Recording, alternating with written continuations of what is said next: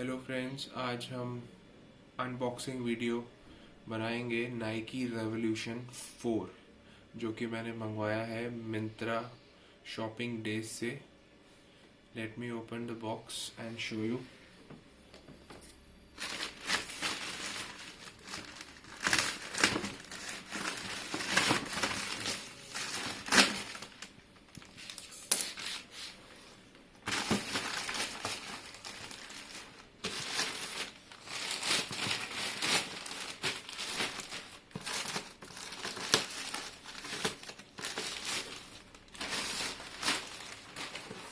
तो ये आता है अपने usual yellow box, orange box में। और थोड़ा सा ये देखिए,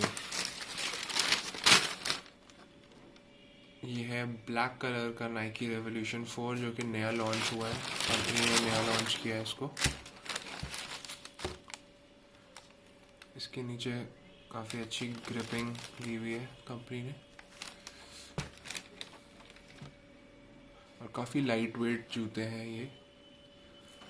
लोगो वाइट कलर का लोगो दिख रहा है आपको। चलिए, इसके बारे में हम और बात करेंगे अपनी नेक्स्ट वीडियो में। तब तक के लिए बाय बाय।